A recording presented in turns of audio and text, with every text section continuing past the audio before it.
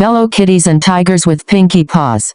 I know many of you had been wondering about what is actually happening at floor 100 and above in Grand Crusade mode.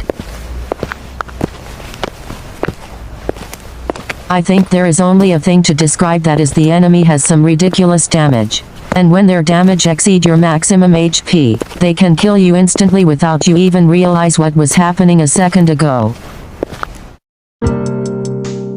It explains why the developer gives you a lot of status boost when you climb the crusade. They rank the status boost from F to S and your unit could get a huge amount of all status every time they rank up.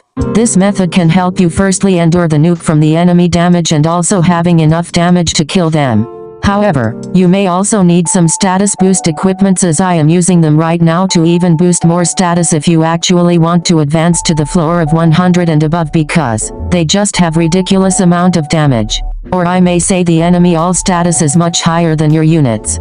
With some people who is not having good shield and mitigation unit like me myself, the only way for you to advance higher is to boost your status to become a same amount like the enemy. If you don't have Manacool unit to use, you can try to use 2 or 3 teams and synfin their all status to a higher rank. That way your 2 or 3 teams can climb the crusade with not much troubles, and also you need to select some specific necessary unit to fight the floor boss. Some cool unit who has a skill that boost all status like Rimuru Samurai Awaken or Saber Altar for example. They will become really helpful to you in this mode. Especially when they even have a shield slot like Saber Altar. She can help you fight floor boss and nuke the creep easily. A nice team to climb crusade should consist of 3 main factors. First is the damage dealer. Some people even use blessed necklace to that main unit then buff and nuke because the other unit cannot survive for too long. Your damage dealer should have super critical or accuracy and super high damage output. Some unit with useful buff or debuff and have the ability to cast skill very fast could be useful too. If your unit animation is too long, there is a chance you can die before you can kill them. The second factor is the heal and shield. Or we can say the mitigation of damage and the healing of your team. Even if you have enough status, in some areas, the weather effect can change, and for example in the floor of 60 to 80, they make human race receive 1.5 damage and can deal 1.5 damage. This means with the difference of status and the damage, the enemy can kill you in a matter of 1 second only, or maybe 3 seconds if you have some tricks up your sleeves. So in a team you need to have at least 1 shield equipped to carry a useful shield and a heal slot to carry a heal equip. This may not affect your performance too much since we have a whole 9 slots of equipments to use freely anyway.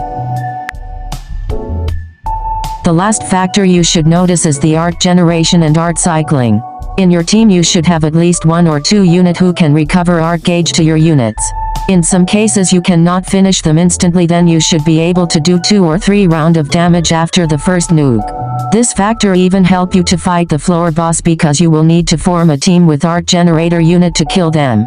So train their status to a higher rank will really help in many ways. Some units such as Valentine Priscilla or Heart Earth Element are super useful.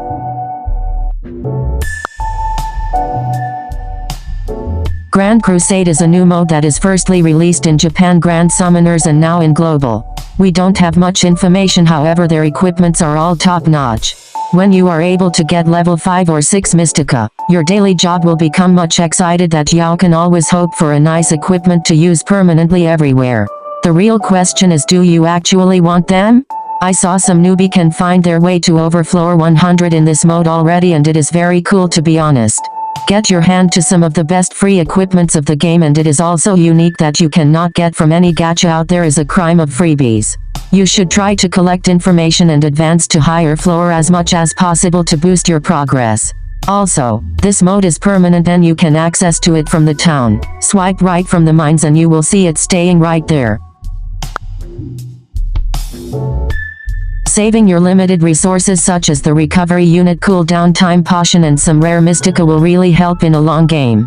It's not like they will give a lot of them in the future, so saving is somewhat necessary if you want to enjoy this mode daily. The crests are not important as you can even use them to craft 4 stars equipment. The crafting is mostly determined by luck and your materials are just one factor of it.